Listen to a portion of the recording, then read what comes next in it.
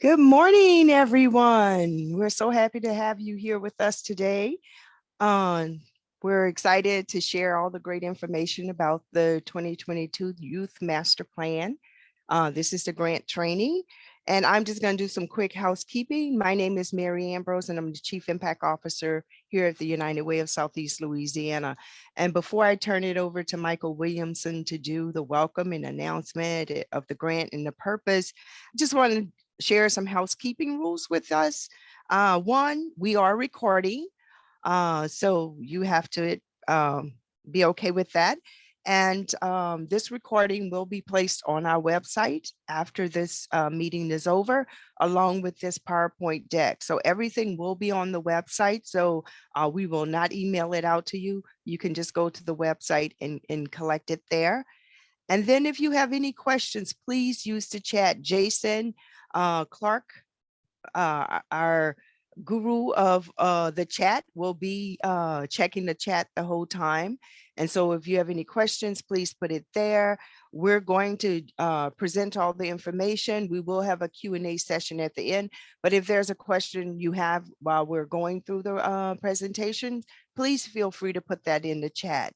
So we also will put in the chat after this training is over. If you have any questions, feel free to email us at grants@unitedwayseala.org, grants@uwsela.org. We will put that in the chat for you as well. So you'll have that so you can communicate with us while you're, if you have any questions after that.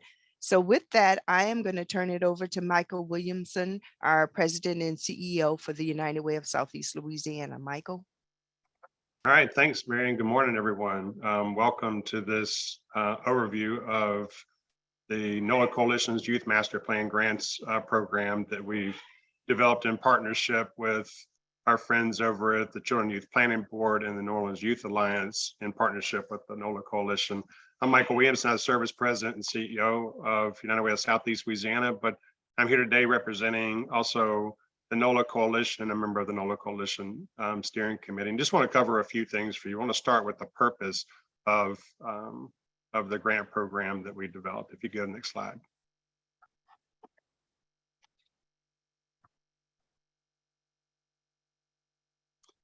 So the purpose of this grant program is to implement key strategies that align with the Youth Master Plan that are designed to improve the well-being and outcomes of New Orleans youth.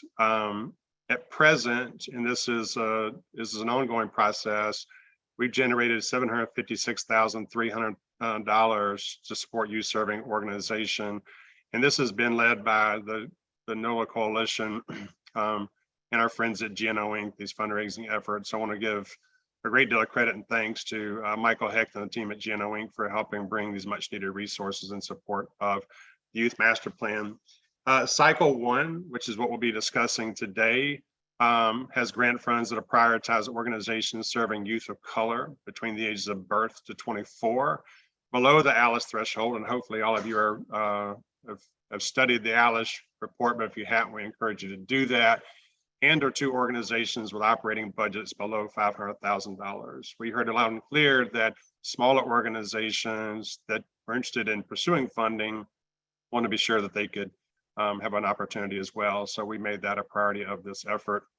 We are prioritizing organizations that have not received dedicated NOLA Coalition funding. You've seen, and I'll show in another slide, a number of organizations have received significant gifts, which is fantastic for youth serving organizations. We want to make sure that we have a balanced approach that meets the need of our broader region. And successful implementation of the grants will help close the achievement gap, improve health outcomes, create economic stability, reduce crime and scale programs in underserved ALICE neighborhoods. Next slide, please. So I just want to be very transparent, like where we're at in regards to the funding that's available. As you can see so far, we have raised $2.277 million, just a little north of $2.277 million. Of the first $5 million over a 3-year, $15 million commitment of funds we want to raise.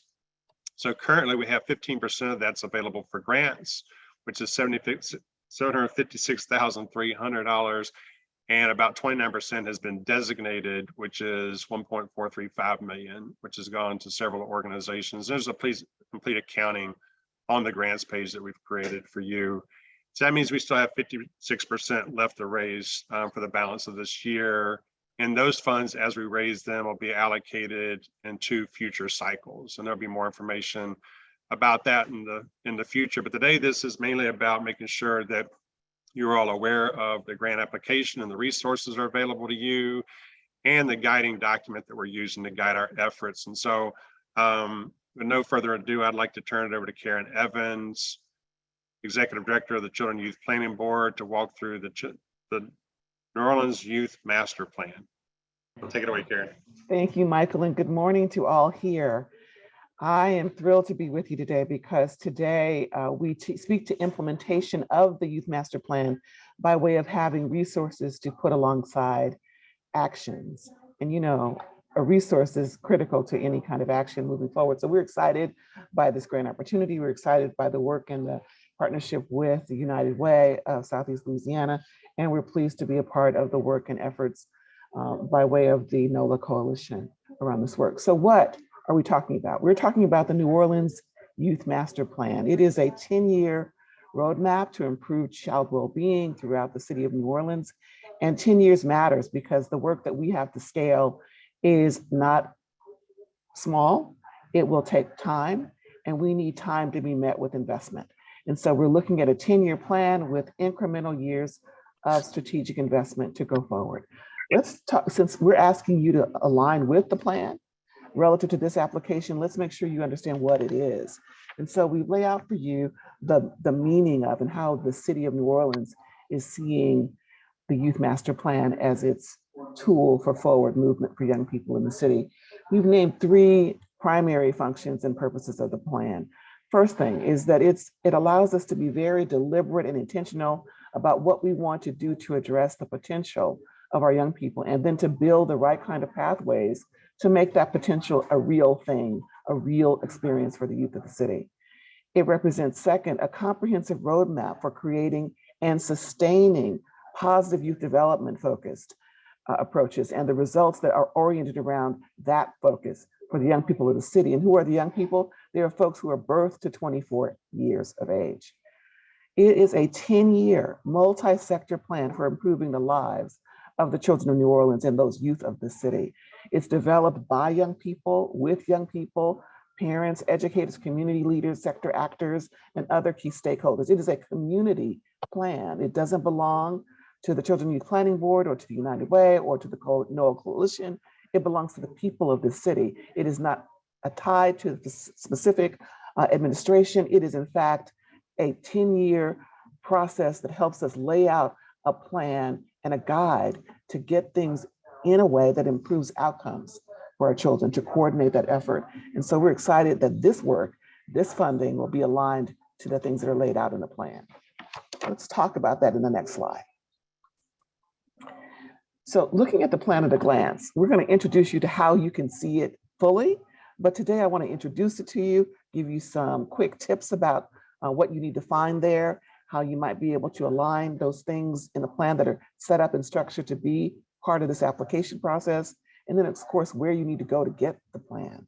But right now, in a very brief sort of orientation to the plan, it lays out 30 solutions that have been met across 6 really specific sectors. And those sectors you see on the screen are set up in this pie chart.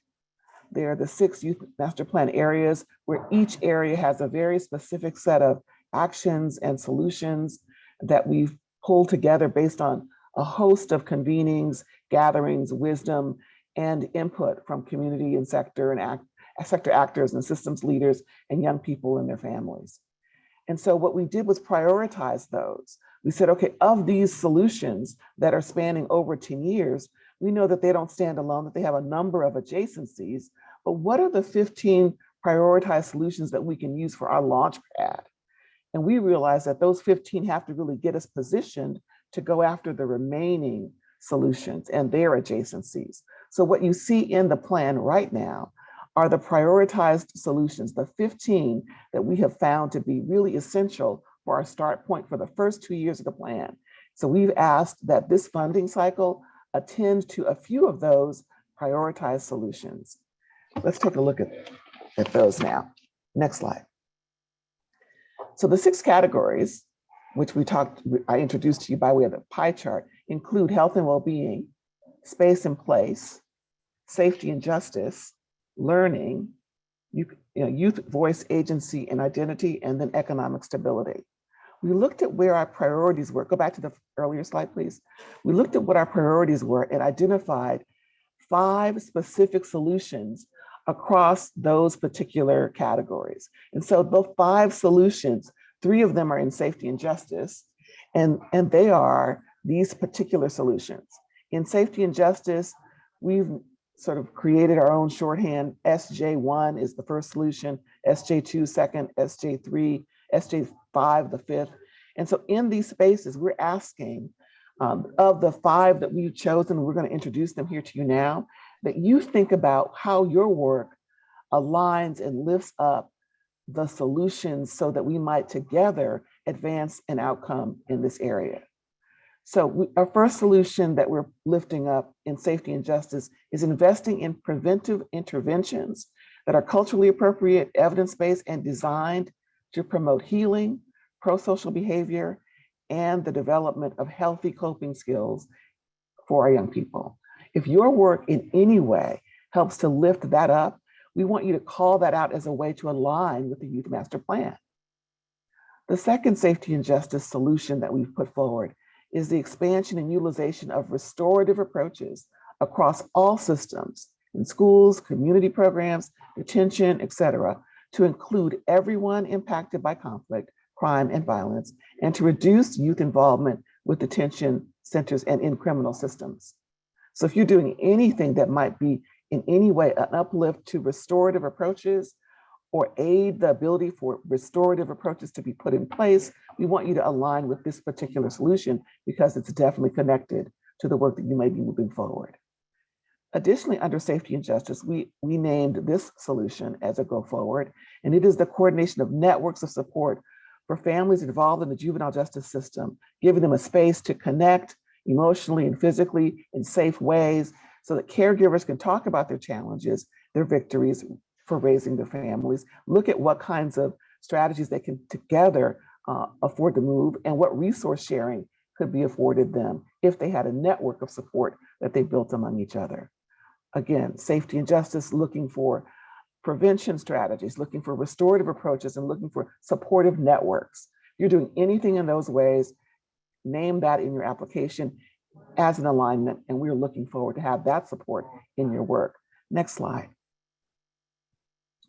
2 of the other categories that we want to focus on in terms of solutions in the next slide are in the next slide.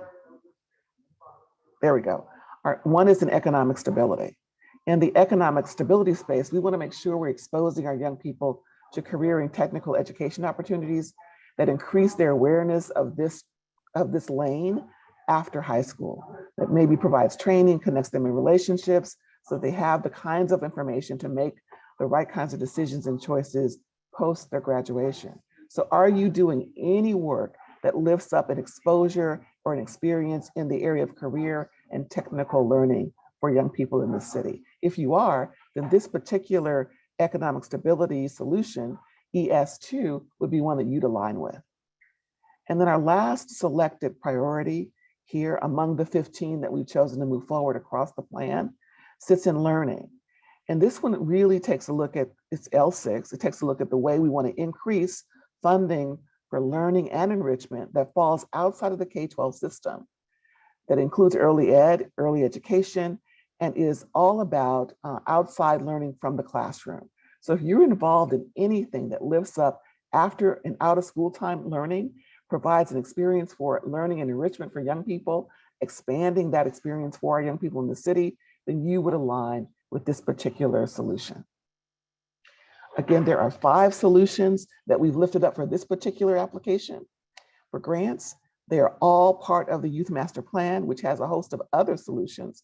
But we want you to really focus on these particular 5, 3 in safety and justice, 1 in economic stability, and 1 in learning. They're highlighted here within these charts, and you will see them when you can access them on the website after the session.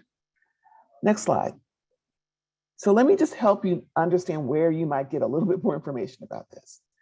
So a youth master plan in a city like New Orleans is important because it gives us all a common direction, a common way to move forward. And when we're all going forward in a similar enough direction, we create this synergy and energy for change. We're eager to have you do that by way of aligning with at least one of the 5 priority solutions that I just reviewed with you. You will find the Youth Master Plan in its entirety on the link just dropped into the chat. And one of the most important steps that I can offer you to be successful in applying for this funding source is to take a look at the plan and read through it. It will provide you with explanation and information where you can really be clear about where your alignment exists. It will name the challenges in each of the categories, name the goals that have been set by this community collective expression. It will explain and express fully the priority solutions. It lists some action strategies that are in place that you might see your work connected to, and it will also lift up measures and targets intended for that particular action strategy. But you might say, that's a lot to do in a short period of time. Well, I just happen to have for you a quick guide to key pages that will help you really make your search through the plan a bit more pointed for the purposes of completing this application. So while you go to the website and see the plan, I want you to focus on phase 2 of the plan. There are 3 phases. Phase 1 was where we created the solution. Phase 2 is where we built out the action strategies. And phase 3 is where we are now implementing those plans. So if you have determined that safety and justice, based on the brief review that we've done today, is where your work best links, then you will find phase 2, pages 19 through 22, incredibly helpful to you, informing you of everything and giving you a bit more information about how you might align. If you find that you're connected more to the economic stability around that career and technical training and information, then you'll find that information in phase 2 on pages 23 and 25 of the plan, 23 through 25 of the plan. If you believe that the learning solution that was lifted up best suits your alignment opportunities, you'll find that detailed on pages 26 through 28 of the plan. Again, this is your quick access guide to the pages within the plan to get you quickly connected to the segments of the plan that lift up the categories that we're asking you to align to and with through this applications process. We've named the solutions we think are priority for our community today, and we've laid you out a path to identify where you're best possibly able to align with that work. We want you to demonstrate that in your application, using this information as a way to do that. Next slide. Essentially, here's what we're trying to get done. These are the questions we're hoping you can help us answer by participating, not just as an applicant, but by it being a program in our community serving young people. We want to be able to answer this question more collectively. How are the children and youth in New Orleans doing? And by that, we want to be able to say, we know they're doing, indeed, that we're doing this way because we've seen an improvement in their outcomes, and we measured those improvements in a certain way, and we demonstrated those improvements in a certain way. So what are we doing to improve outcomes for our children and youth, as measured and demonstrated by what? When you examine the extent to which you fit and align with the uplifted, targeted solutions from the Youth Master Plan, when you name what your alignment looks like, be mindful that we really are eager to be able to answer this question together. How are our children and youth doing here in our city of New Orleans? What are we delivering and doing in terms of our programming to improve their outcomes? How is that measured? How is that demonstrated? When we can answer those questions together, we can push back and say that we as a city have a youth master plan that not only lays out what we're doing it for, and who we're benefiting, but how. How collectively are all of the players in the city lined up to deliver the kinds of outcomes and improvements for our young people so that they succeed in every way.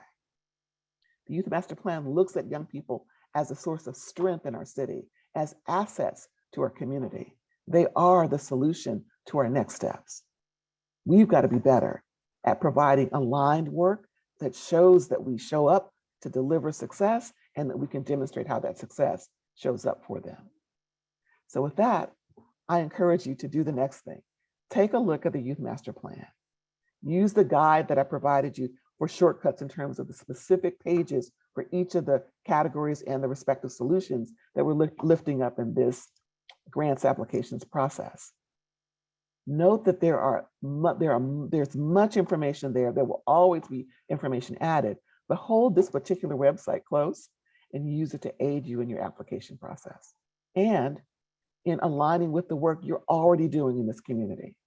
It's because of your work that we're here. We're excited that you're in this space, and we look forward to finding ways to work with you in support of the positive changes our children and youth deserve. With that, I'll close out and pass it off to Mary.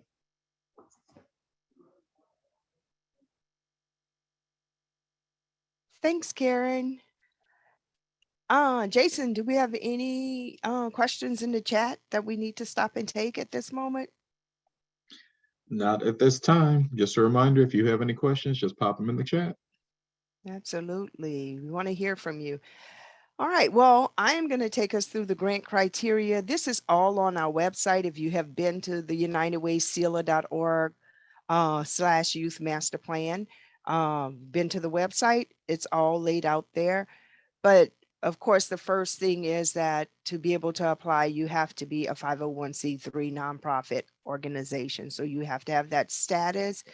So you should have a letter of determination from the IRS that says that you are a 501c3 nonprofit organization. If you do not have that 501c3 status, you can still apply by using a fiscal agent that has a 501c3 status. And so that person, that organization would fill out a fiscal agent form that we have. It's on the website. You can download it and they can fill it out. You come to agreement and you would apply by using that fiscal agent. So that information is definitely on our website.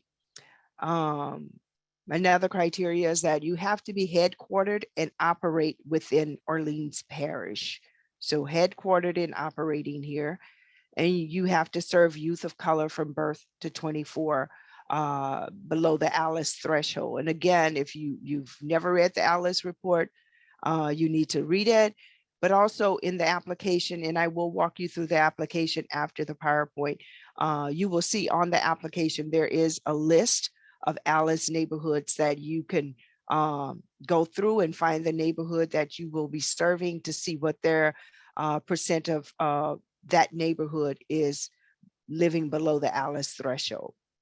And then you have to operate within the grant guide timeline.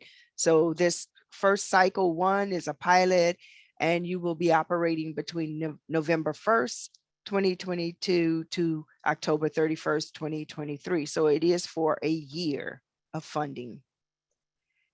The funds can be used to start, expand, or enhance your program. And the proposed programs can focus on a wide variety of youth services or be very narrowly focused.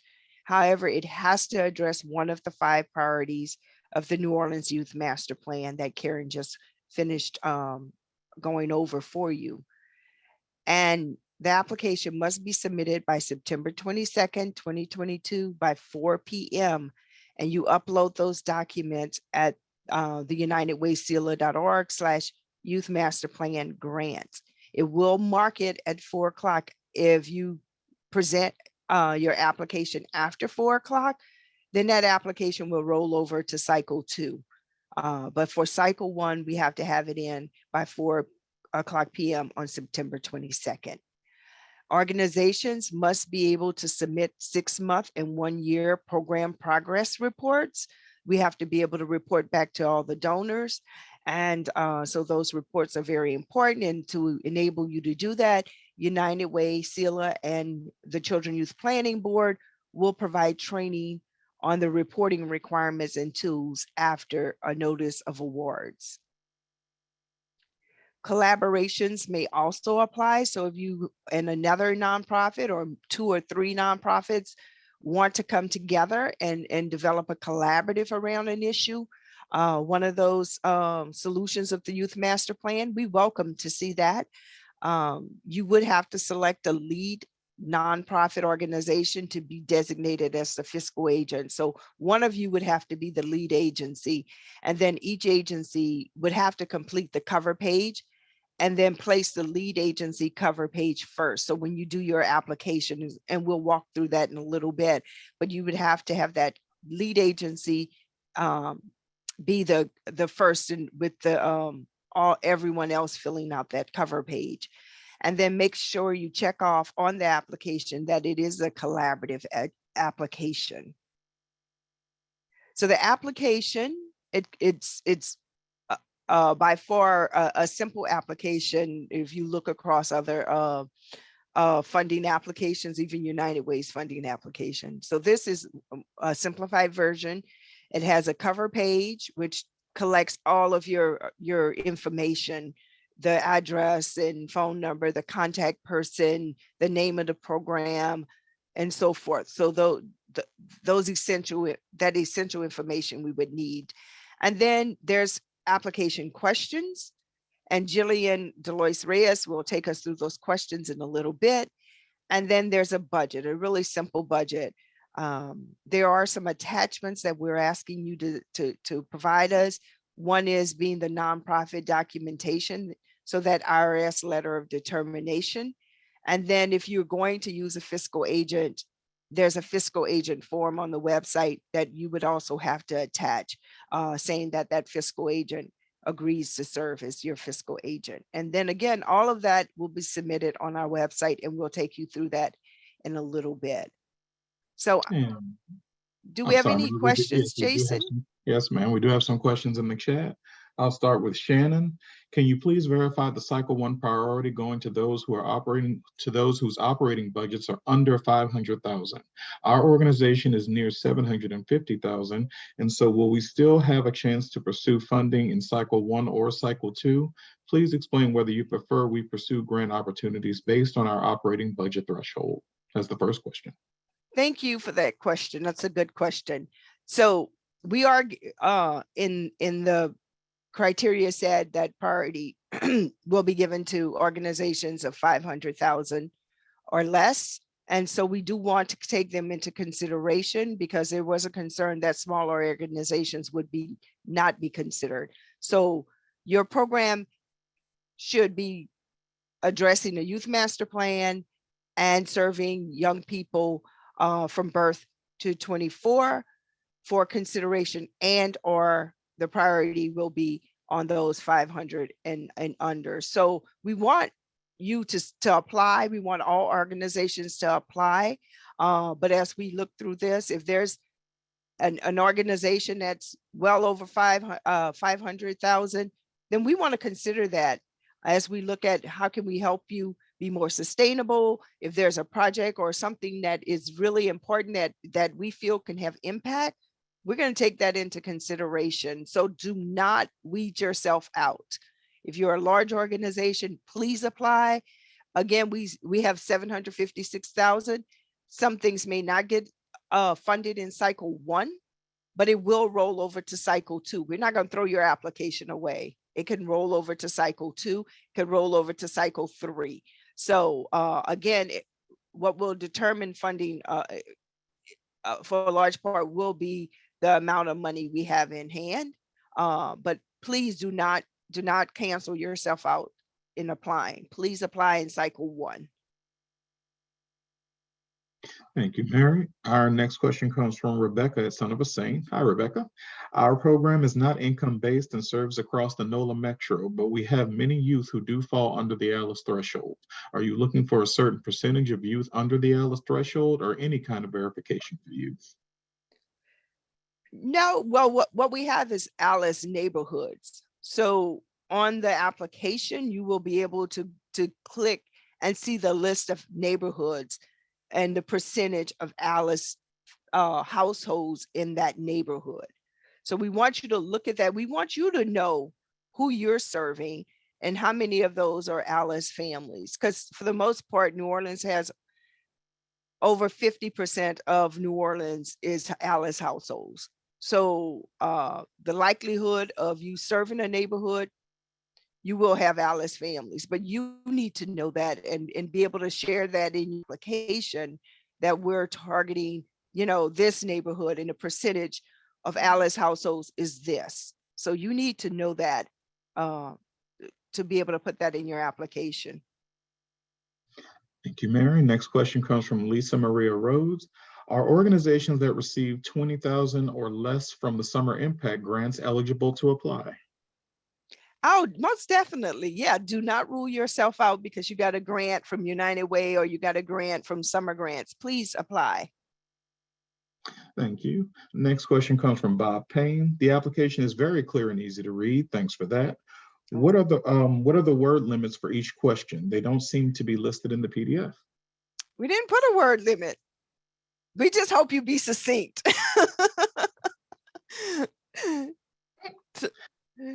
So there's no word limit. All right, next from Daryl Johnson. Will this presentation be available after the call for reference? Yes, it will, Daryl. I'll make sure that it'll be on the website. All right, next question from Maxine Kimbrell. Word limits or character limits per question? Nope. Mary says you are good to go. Go crazy on that. Be succinct, Jason.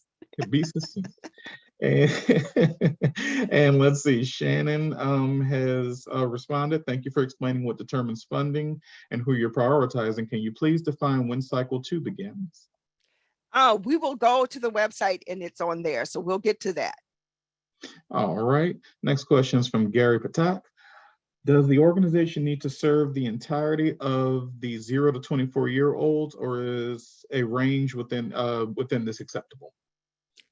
No, and Karen and Jillian, please feel free to jump in with me. But no, there's no range. You serve who you serve. This is you're going to tell us who you're serving. So we're not telling you who you're serving. You will tell us. If you're serving at 0 to 5, then that's who you're serving. So there's, yeah, you tell us. Thank you. Next question from Kathleen Ramsey. How is youth of color defined? Is it a percentage you're looking for? No, there's no percentages. Youth of color. So African-American, Hispanic, any youth of color in New Orleans. So it's not a percentage. Karen and Jillian, I guess I'm kind of thrown by that. I've never had that question asked as a percentage.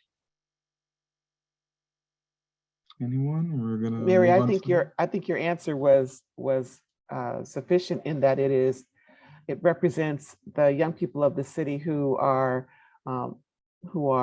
in this Black, Indigenous, people of color. It's the collection of folks who are in any way deemed as folks who are non-white. Thanks, Karen. Thank you, Karen. Next question, Tuere Burns. I'm sorry, I didn't want to butcher your first name. Do organizations need to choose one of the areas that Ms. Evans went over, or is it okay if the organization touches all or some of those crucial areas? Karen, I'm going to throw this one to you. Thanks, Mary. We're hopeful that the organizations can choose the areas covered that best represent their work. It can be more than one of those areas. You can do a combination of them, but we want to make sure that we're lifting up as many that apply to your work as you see fit, based on what was reviewed. We're really looking to really pronounce clearly where your alignment is, and it can be in more than one of the areas named. Thank you, Karen. All right, we have a concern from Carol Burke. I'm concerned about the transitioning youth with disabilities who live in NOLA but may not meet ALICE standards, meaning people with disabilities will often remain in poverty regardless of race. So I would say, Karen has something to say, but I would say you need to look at the Alice report on United Way's website. We just did a report on people with disabilities being Alice. So that is a great reference tool for you to go and look at on the website. Karen, I don't know if you wanted. Mary, I was just going to echo what you said. I think that report will certainly provide you with the framework necessary to make sure you understand that your identified population would certainly be eligible included in this funding.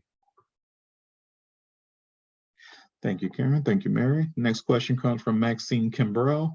Some of our groups have both people of color and white youth. Does that qualify? Absolutely. Absolutely. We're not ruling out serving white families. You know, there's need there too. But we just want to be able to point out that, you know, children of color are struggling in our city. And so we want to be able to really focus on that as a priority. But if you're serving a group of children of all races, then yeah, we want to see that too. Can I just add, Mary, that really we're looking to address the inequities that are part of this opportunity space. And so while we acknowledge that there are children of all hues who in fact are affected and impacted by poverty in the city, the impact is greater and has been experienced at a higher level for those who have been impoverished because of the systems that are designed to hold them that way. So again, all are eligible, and we are encouraged by you prioritizing a way to look at the disparities that have existed over time. Thank you, Karen. Thank you, Mary. Two more questions from Chatouida Francois. Could individuals residing in a homeless shelter qualify? If they're children, if you're serving children in that shelter, yeah. Yes. And it looks like our final question comes from Dina Marks. The youth in our program are living in detention centers. Would I take the Alice threshold figures from the neighborhood in which the detention center is located? Oh, that's a good question. So I just have a couple of responses, Mary. That is a good question. One is that I want to just point out that our young people don't live in detention centers. That is where they are at this moment.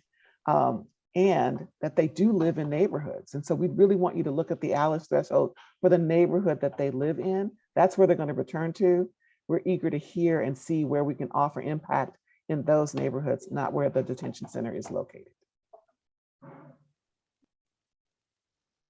Thank you, Karen. Let's see. Hi, Michael, Mary, and everyone. What is the appropriate grant amount to request? And that's from Annie LaRock.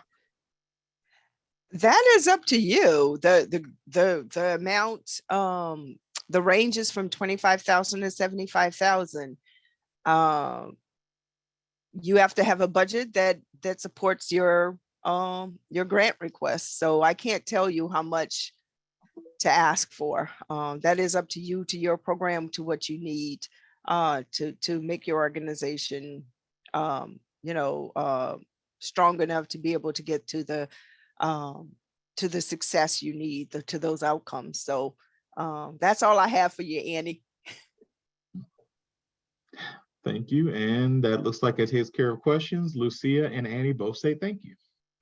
You are quite welcome. Well, with that, I'm going to turn it over to Jillian to go through the questions and some resources and other things. And then once she's finished, we're going to head over to the website to look at what the application and the steps to applying. Jillian? Great. Hi, good morning, everyone. My name is Jillian Dellis Reyes. I'm the Director of Education and Youth Initiatives for United Way of Southeast Louisiana. And so happy and encouraged to see a bunch of folks on the Zoom today to learn more about this opportunity. So the application itself, again, is hosted on our website, and it consists of 7 key areas, including attachments. I do want to stress that since it is a web form, it does not have the capacity to save and return to your work. So we highly recommend that folks, download the questions that are available on the web page, review them, write them out, and then be prepared to copy and paste them into the web form when you're ready. So for the first question area, we want to know a little bit about your organization and give some background information around the history, the mission, the achievements. We want to know like what are the roots in community and what is like your story. What have you been doing in our community? We want to know what value you're bringing. Jason, you can keep on moving.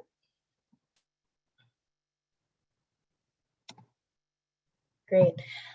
Question 2 is around describing your proposed youth program. So we want to know like what are the goals of your program, the activities provided, the youth involvement in the development of your summer program, which speaks to the level of youth agency that exists in your program. We want to know and the method delivery of your services. We also want to know how will these grant dollars be used to expand or deepen services to youth over the grant period. How will you ensure connection of youth to ongoing programs after your program ends? And can you identify any barriers that youth may encounter to participate in your program? And what are your activities to help address those barriers? We move on to the next question. Great. Thanks, Jason. And so question 3, community impact on youth. So this is like really the meat of the application. We want to know how your program addresses one of the 5 solution priorities that Karen outlined for us earlier in this training. And again, to echo a question that came earlier, that it has to align with one area, but it can align with all of them. But note that if you align with all of them, you have to speak to all of those alignment areas, and you have to explain how it aligns. So you can't say like it aligns in these areas and then move on. You have to name it, and then you have to explain how it aligns and how your program speaks to those key areas. As a part B of that question, we want to know what are the outcomes that you're expecting to achieve with this grant funding. We want to know what the target population is for the program expectation and how you intend to document your metrics of success, so that we can figure out like point A to point B, like when you started this program, so what you ended, what are like your goal areas and what you're trying to track. Move on to question 4. And this question 4 around target population really helps us build out our data to get a clear understanding of, what does the youth landscape look like in New Orleans? We want to know, what is the target population of youth you're going to be serving, including projected. We want unduplicated numbers. And we want to know your criteria to recruit and select participants and your outreach strategies. So it's like, how are you getting your mission and vision out in the community? How are you bringing folks to your program? Because, if there's ways that we can support you in getting information or doing outreach, that's an area we want to know if we can support you. There's a few resources you can refer to. You can use data and storytelling to tell the story of your youth you serve. Highly recommend that you refer to our United Way Alice report to look at the kinds of data points that we highlight in our work to mirror that potentially for this question. And so we just want to learn about who are you attracting your program and how you're doing it. Jason, can move on to the next one. Question 5 is around staffing. So we want to know who are the folks that are running your programs? What are their qualifications? What is the basis of their training? We want to know for both your paid staff as well as your volunteer staff. We want to know like what are the ratios within your programs, and you answer this to the best of your ability. For some programs, this question may be really easy to answer. For other programs, this may be a little bit harder, but just give us to the best of your ability. What are the ratios in your program so that we can have an idea of, like your capacity, like, you have a lot of children, but you need more staff. And we're trying to understand what are the areas that like we can better serve our organizations. And this kind of data really helps us. We want to know also like what kinds of qualifications and training your staff have received, because if there's an opportunity to improve that program quality through additional training, we want to help identify that as well. We can move on to question 6, Jason. Thank you. So question 6 speaks to the budget portion of the application. We want to know how you're going to actually use these dollars. There's going to be a portion in the application where it's like a breakdown table where you're going to input like your expenses, like different line items, and be sure to make sure your information matches the expenses shown on your one-page line item budget. This is in addition, this is the financial narrative that goes along with your written narrative. So you want to know like the breakdown of dollars and how you're going to use them. And the final question area, question 7, is around agency capacity building needs. So if funded, what help would your organization need to ensure that you can deliver the best outcomes for the youth you serve? For example, development of budget, program design, outcomes, logic model. This question is really geared towards for our smaller organizations that are doing fantastic work on the ground, but may need some additional capacity support around maybe admin, grant writing, the things that help your mission and your vision grow. But a lot of your efforts are focused on the actual programming. And so, we understand you have limited staff, limited capacity, but you want to do good work. So what are the areas and ways in which that our organization and other youth partners can help support you to help grow your capacity? And these kinds of questions in this area can help us identify like how we can support you. And we can move on. All right, so how to submit. This was echoed earlier in the presentation, but again, you're going to visit our website, unitedwaysayla.org/YMP grants. That's also in the chat. Again, we encourage you to download the application as a PDF so that you can get really familiar with the questions, prepare your answers, and be prepared to input them into the web form. Don't forget to download a fiscal agent form if you are engaging a fiscal agent to apply on your behalf.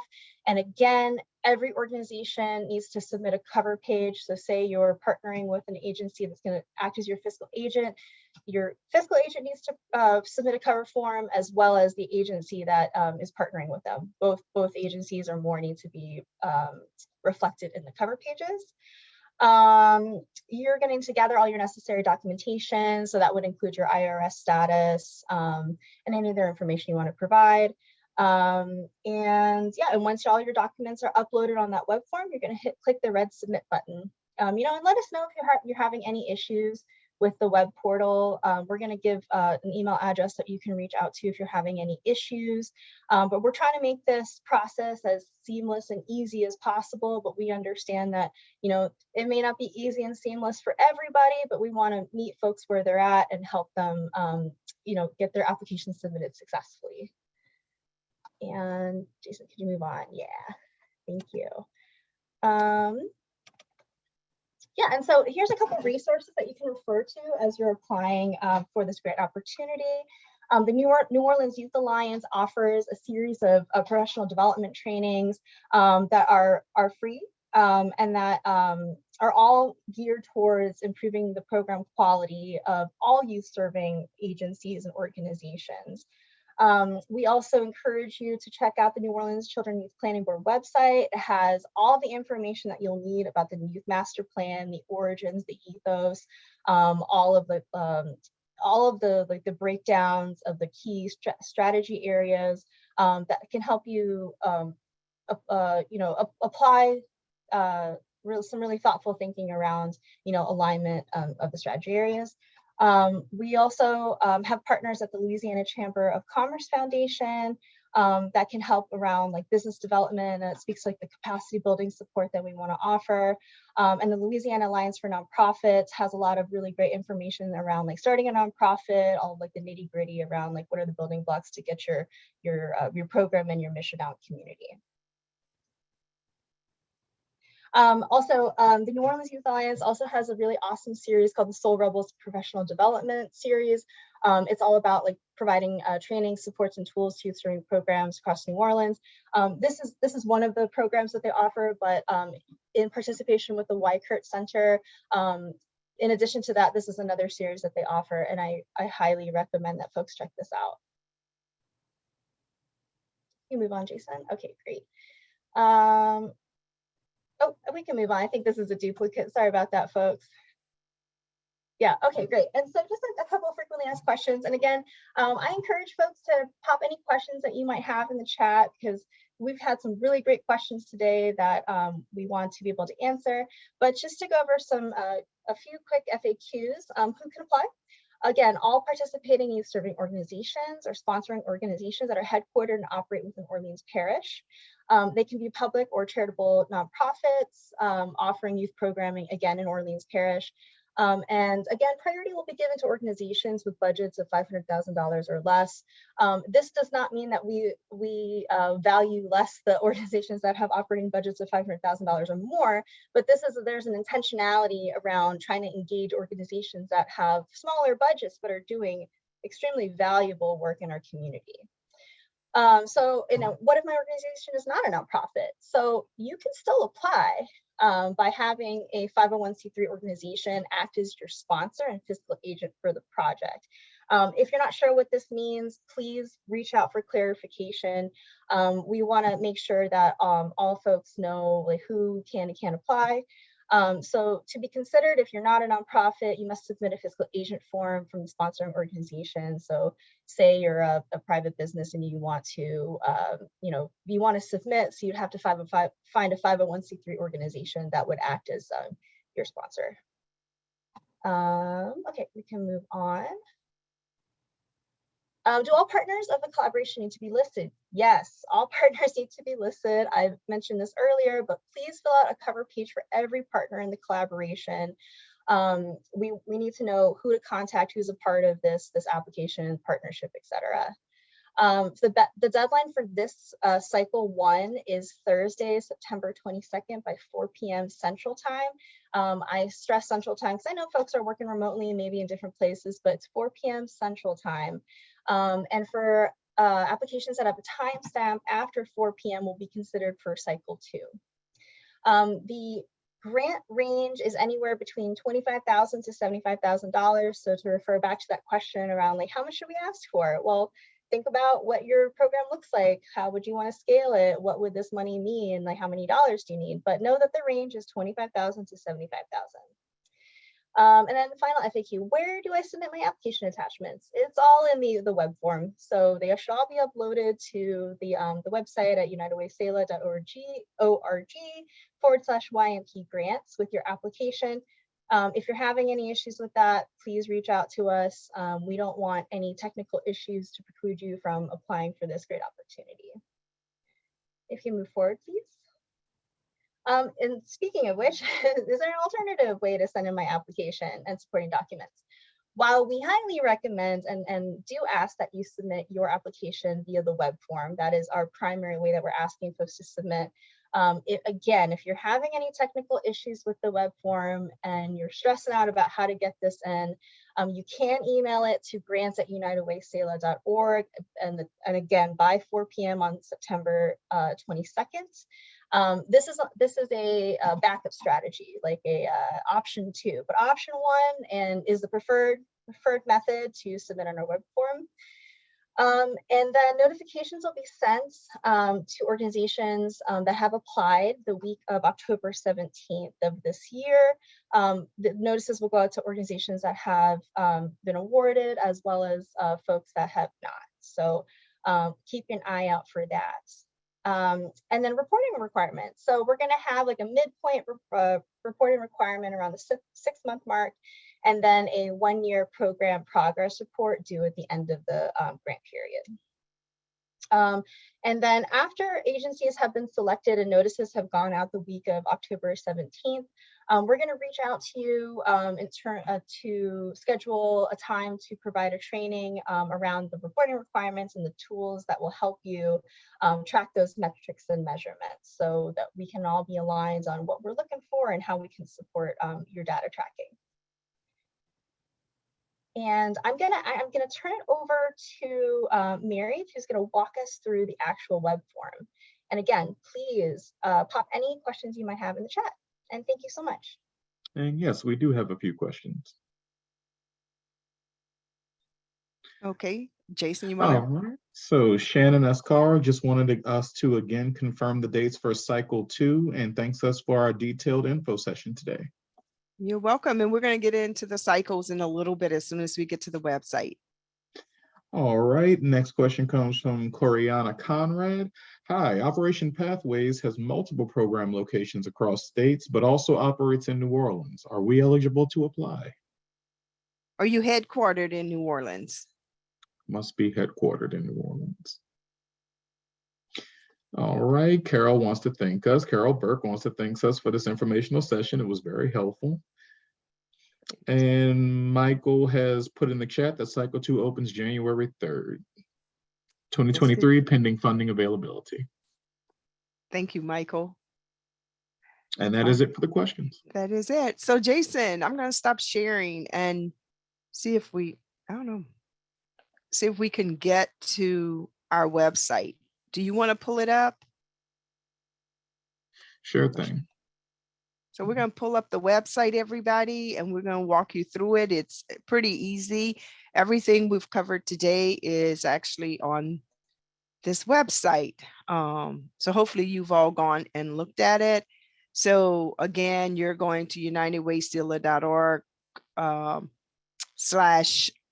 / youth master plan. Are you able to see my screen?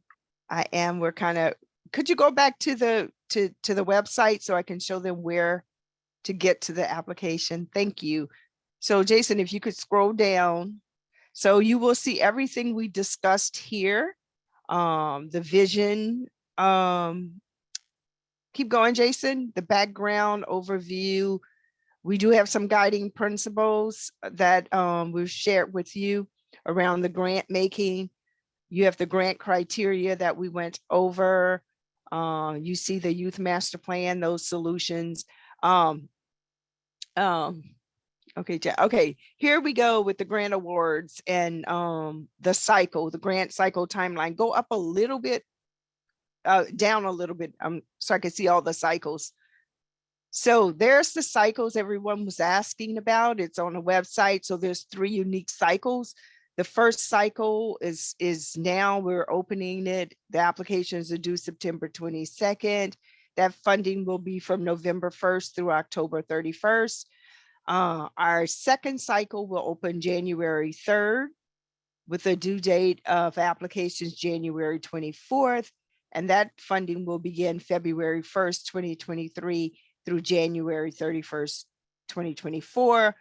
Our next cycle will open April 3rd. And then you can see the timeline that goes. Again, I want to be very, very transparent and clear that these cycles will not open if we don't have the funds in hand to open the grant process. That, as you all know, the funding is being raised. Michael went over I think it was the second slide that had the chart. There's 56% of funding that still has to be raised and coming in undesignated. So that all has to happen. So those are the cycles. The award schedule is organizations, once you're informed that you have been funded, we will disperse 65% of your grant total upon the award, and then 25% of the remaining grant upon submission of a 6-month report, because we do have to get back to these donors. And then the remainder of your funding, that 10%, will be released upon submission of a final report. So that's the schedule for payments. And then below you have, Jason, thank you. Instructions on how to prepare your application. So please read all of this very carefully. There is a cover page we talked about.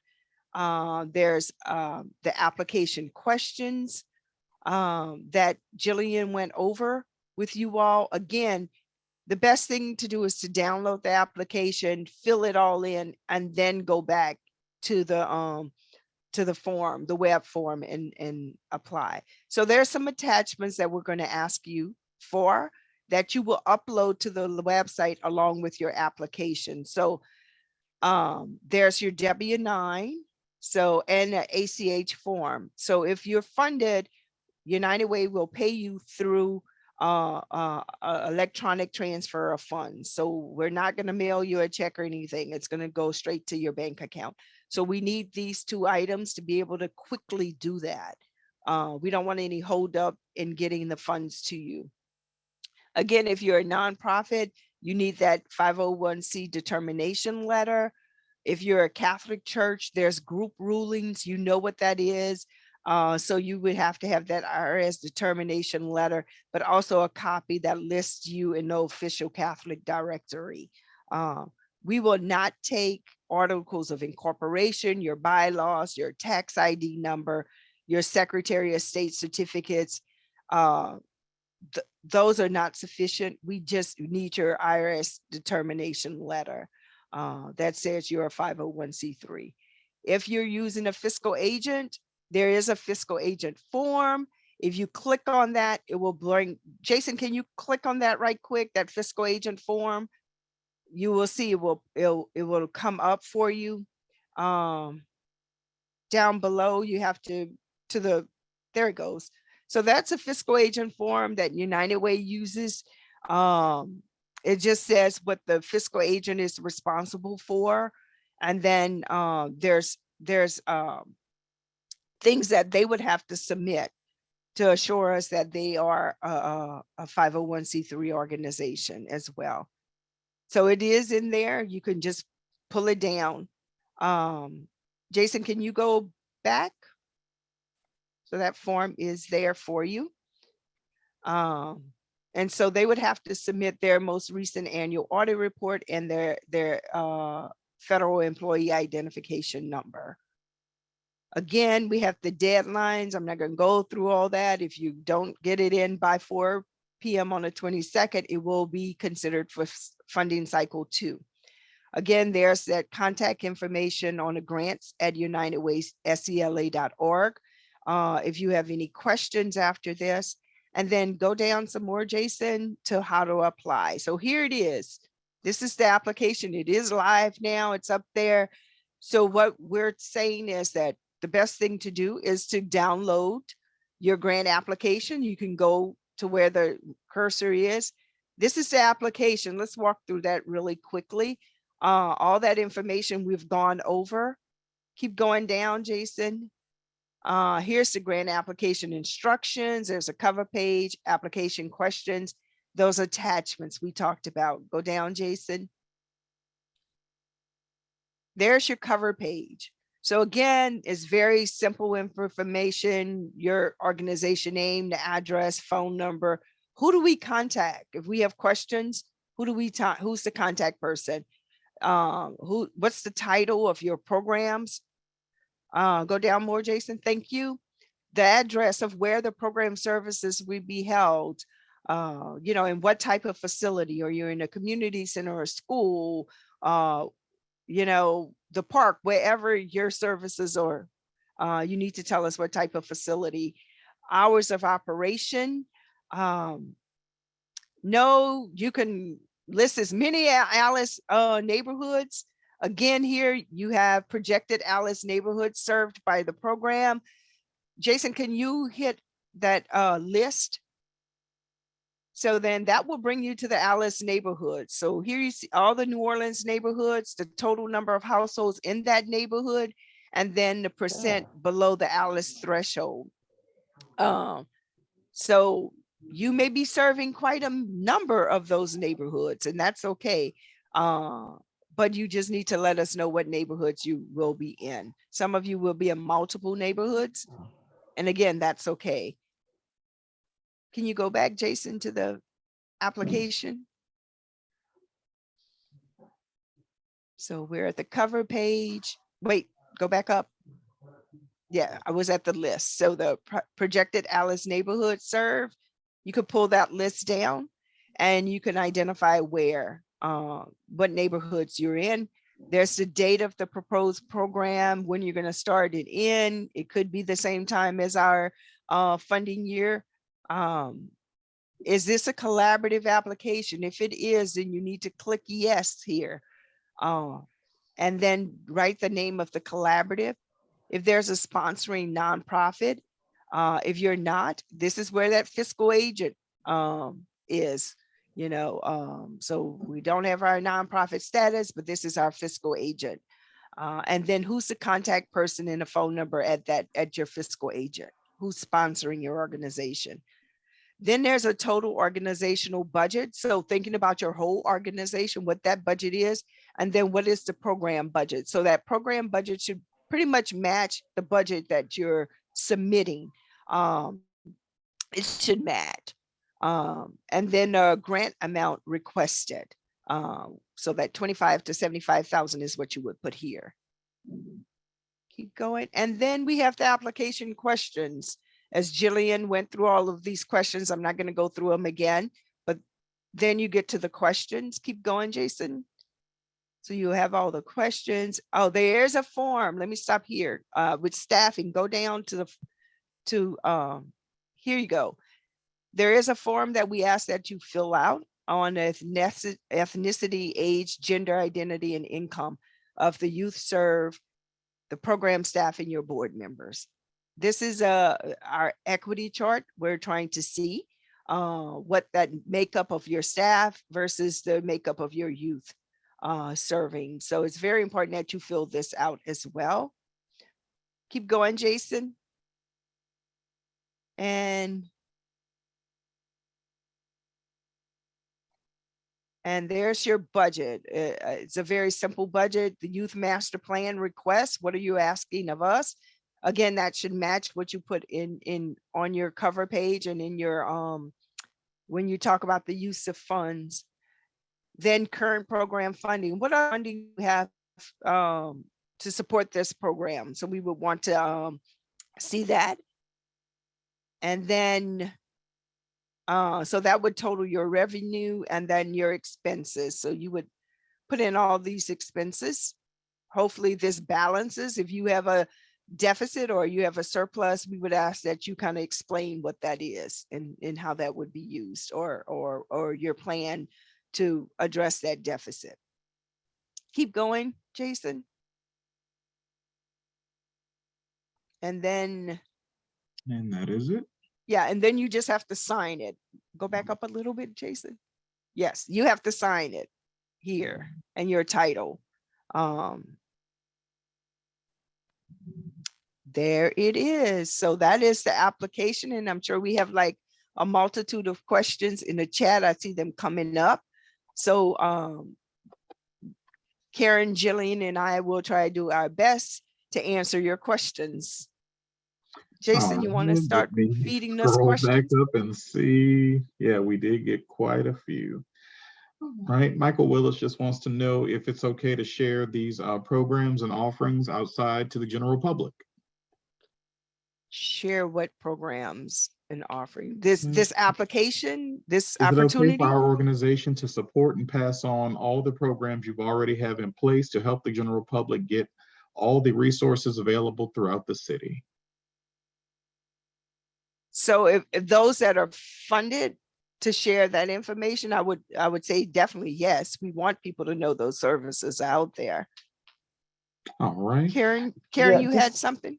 Yes, we are asking each organization that is applying and that is interested to apply to make sure that they're posted up in the Youth Services, Youth Programs Directory that is produced and updated on a regular basis by the New Orleans Youth Alliance.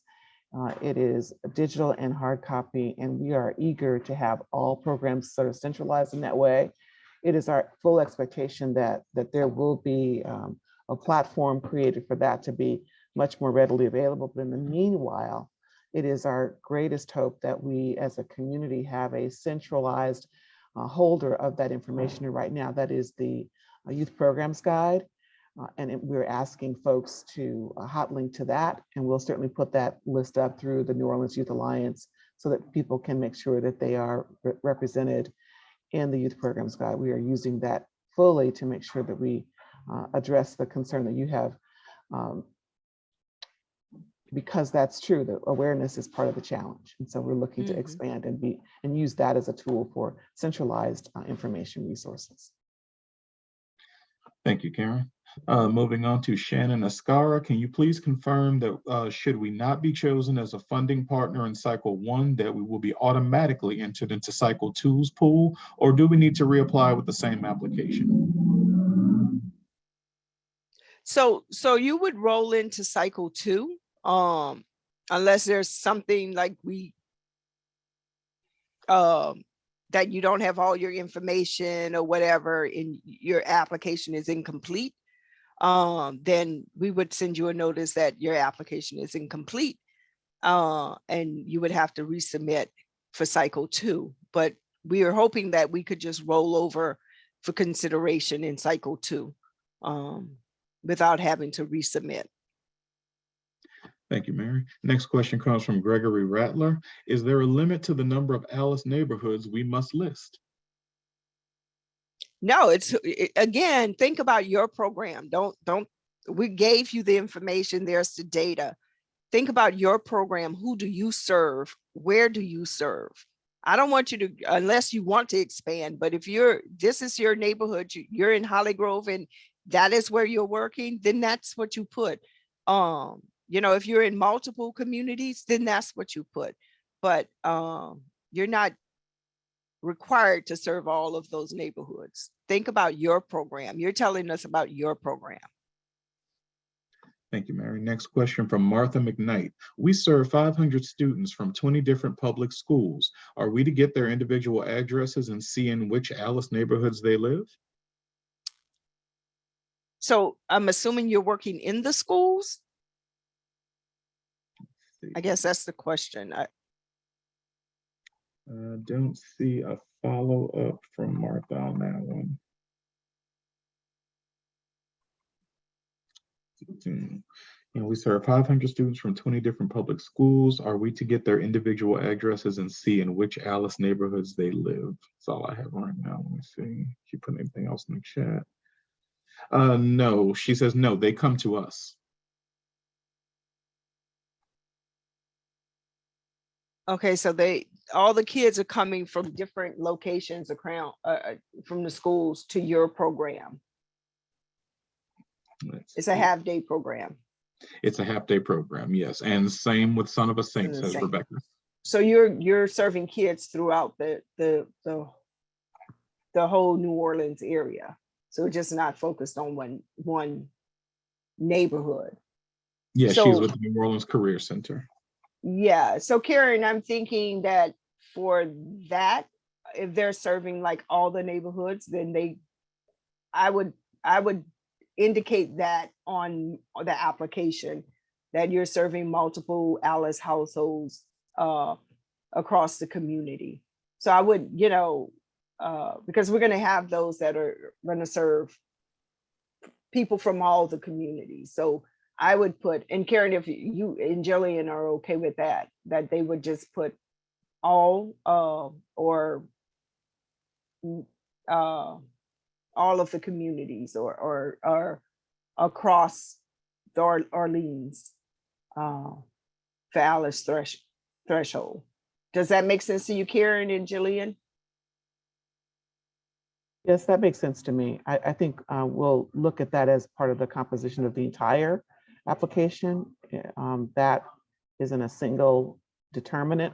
It's just one of the factors that we want to make sure are tended to. And since New Orleans in its entirety is well over 50% Alice neighborhoods, it's hard to not be serving an Alice neighborhood or an Alice family.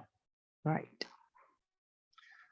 All right, thank you. Next question comes from Florence Berg. If our program is open to youth from every neighborhood, should we list them all?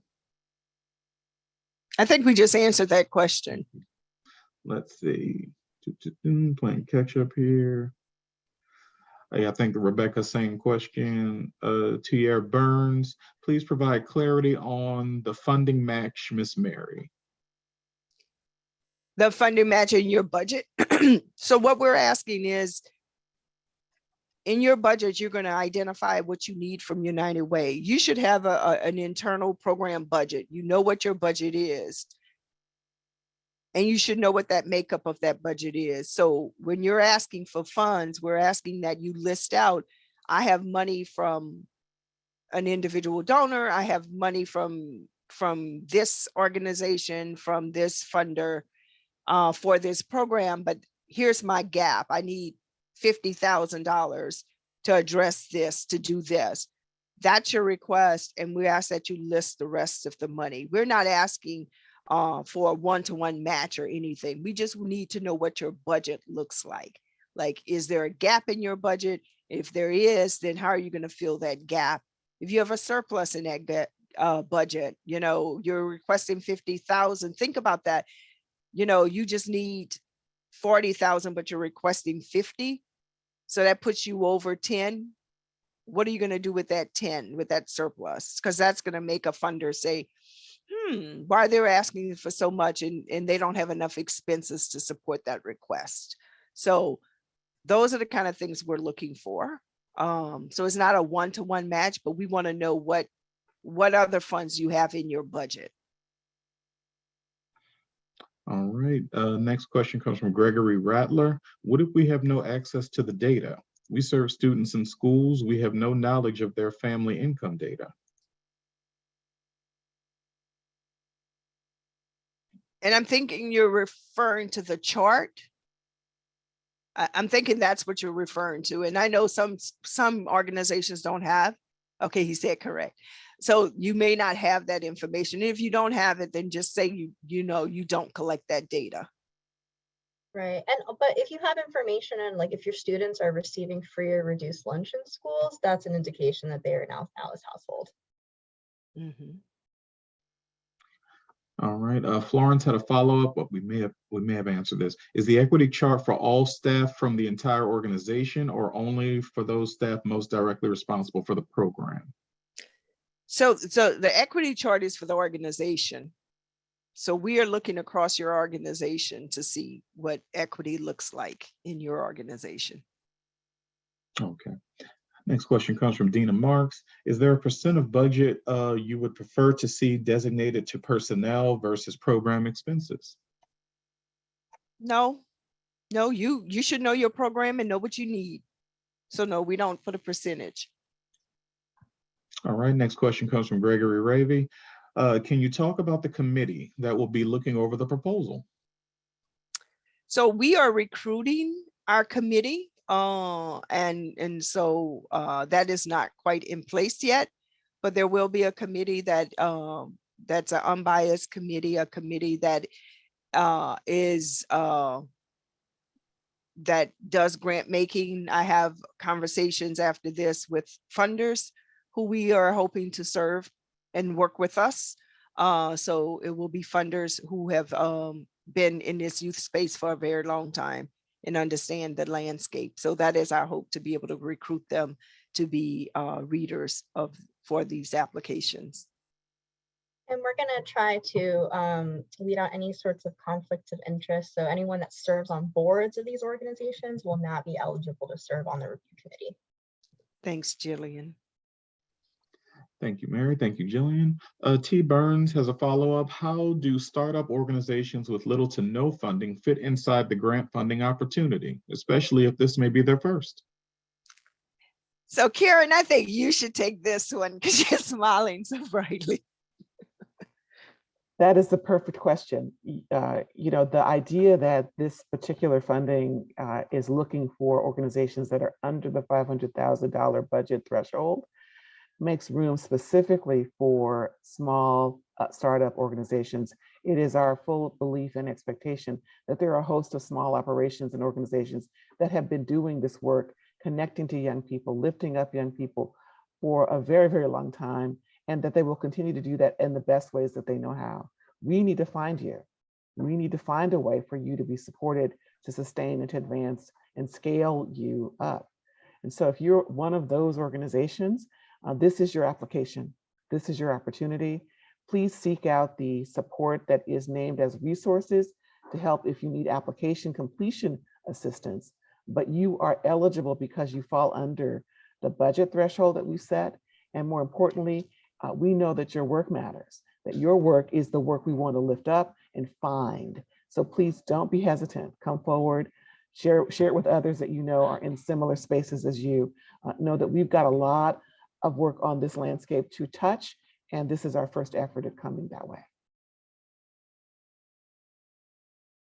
Thank you, Karen. Thank you, Mary. Daryl Johnson says, to be clear, an organization can only be approved for one cycle of funding. Is that correct? Wait, so one, I'm sorry, so one cycle of funding. So in cycle one, we would hope that, yeah, that you're approved in cycle one. However, if you have multiple programs, then you may be going to cycle two. So we may fund one program in one cycle, another program in another cycle could happen. But our hope is that, yeah, that one program, because it is a year of funding. Thank you, Mary. Sanidra Taylor asks, is there an opportunity to become listed as a service provider to the different youth serving organizations who already have programming? For example, I primarily support up and coming food entrepreneurs, but my programming could be a supplement to youth services. So you could be a resource to these nonprofits that are funded. And I think that's, as Karen said, connecting with Karen and the Youth Alliance would be the best thing to do. So you could connect with Karen with the Youth Master Plan so that she can get you linked in. Karen, I don't want to speak for you. I just spoke for you. You did a fine job, Mary. I'm good with that. Just reach out, and also know that we want to make sure that we add you to the program guide as a resource to programs. And so we'll figure out how to make sure you get positioned as information that gets shared across all programs. We want to make sure it's useful. So do reach out and we'll make sure we get that information to the right people. Thank you, Karen. Thank you, Mary. All right, next question comes from Shannon Escara. As an organization in the foster care sector, that's Crossroads NOLA, serving both children and families, biological and foster, should we base our demographic percentage on only the children specifically, or the parents we support as well? Mary, I'm happy to try this one. Okay. So I'm hearing you, Crossroads NOLA, identify two groups that you provide support to. So I'm wanting you to be clear to identify the demographic for each of those respective groups. So yes, we want to know the demographic for your children that you're supporting. And yes, we'd like to know the demographic for the parents you're supporting too, because those are two different streams of support that you're offering. And keep in mind that some of the strategies that our solutions we're looking to lift up are about supporting the caregiver or parent, as well as those who are in support of the child. So do pay attention to both of those groups and provide demographic for them both. Thank you. And that was our last question in the chat. Okay. Well, all great questions. And we'll have this recording on our website. So if you're trying to remember all of this, you can go to our website. It's going to be up there. Feel free again to reach out to us at what is it, grants at unitedwaysealer.org. and with any other questions you may have. We're here to support you in this. Where the application get caught in something you're not sure about, just hit us up at grants at unitedwaysealer.org. But please feel free to share this with other people, get them to the website. We're looking forward to just learning about all the great programs that are out there, how we can support. And again, this is cycle one. This is just the first, we call it our pilot. We're going to see how this works and everything. And we're going to learn from it and build better in cycle 2 and 3. So you're going to help us learn as well. So thank you so much. Again, hit us up at grants@unitedwaysealer.org with any questions. Thank you so much, Karen, Jillian, Michael. Any last words? Nope. All right. Well, everybody have a great day. Really appreciate you. Thanks. Thanks, Mary. Thanks, everybody.